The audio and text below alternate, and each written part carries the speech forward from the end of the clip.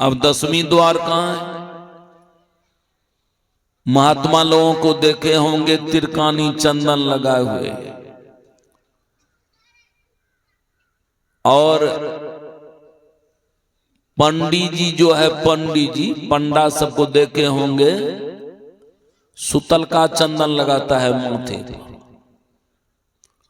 ये सुतल का चंदन है अंडा खाने वाला।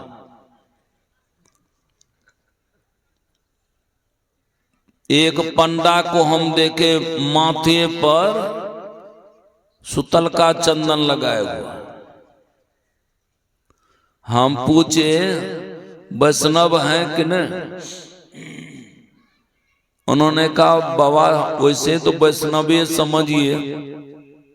कहा वैसे वैष्णवीय समझिए,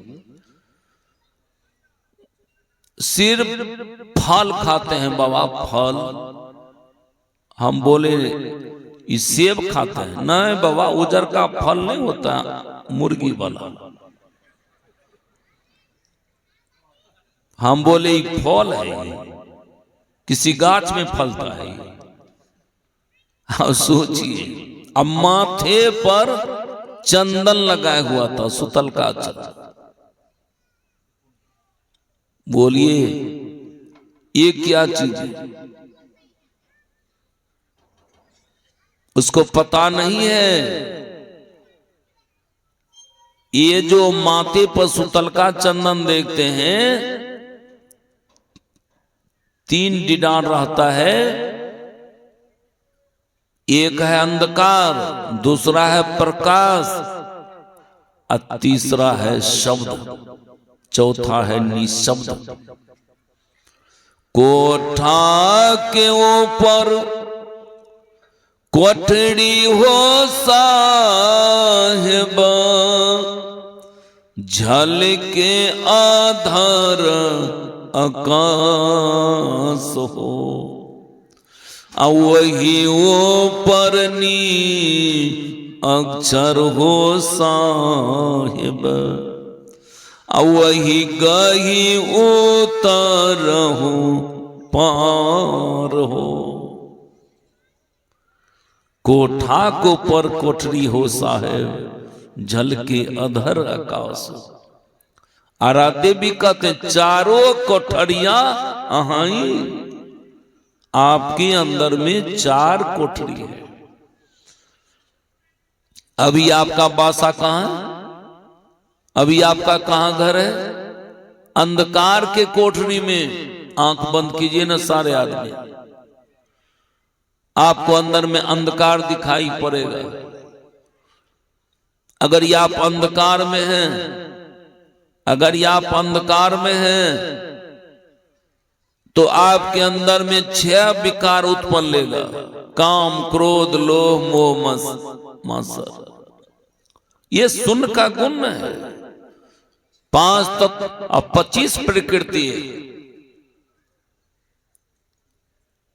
ये सुन का गुण है, ये अंधकार का गुण है, जिसमें ये सब विकार उत्पन्न होते रहता है।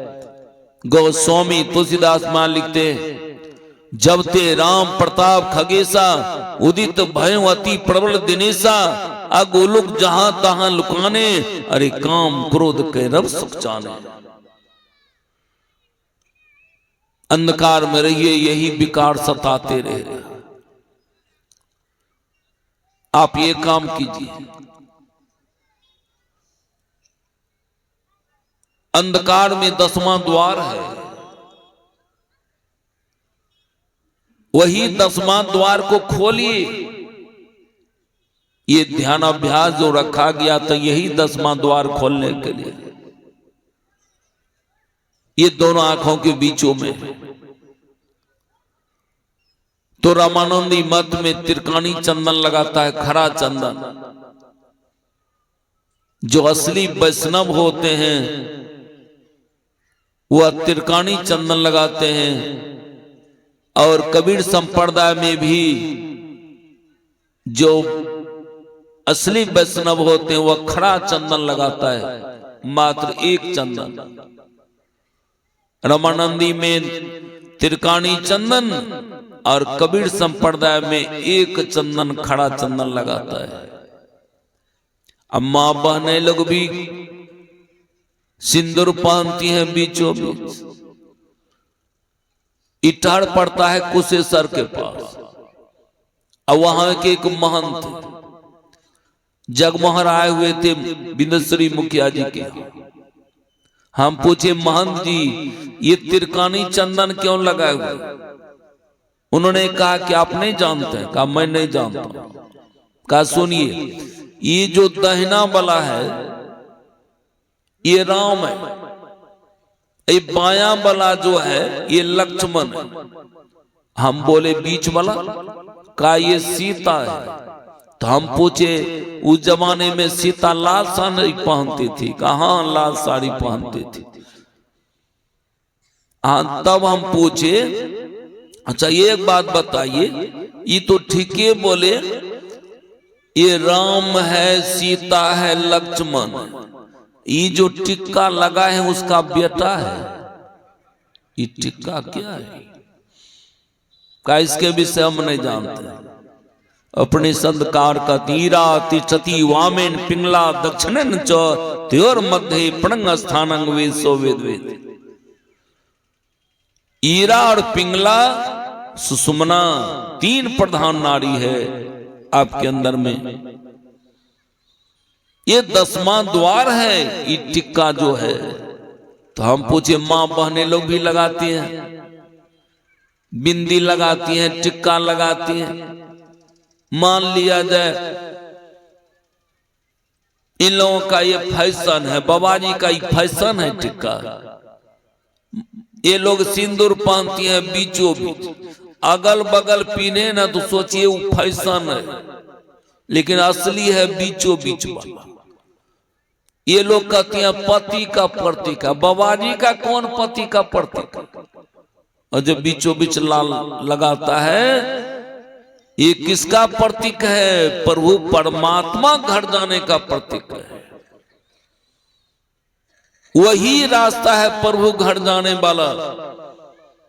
खोजो पंथी पंथ तेरे घट भीतरे, तू और तेरो पीब घटी अंतरे। ऐ पंथी, पंथी कहते रास्ते पर चलने वाले को, पंथ कहते रास्ता को। वह रास्ता तेरे घट भीतरे, तेरे घट के भीतर है। प्रभु घर जाने वाला कौन रास्ता है? यही लालो लाल जो है बीचों बीच, यही सुषुम्ना की रास्ता है। इसके लिए क्या करना पड़ेगा?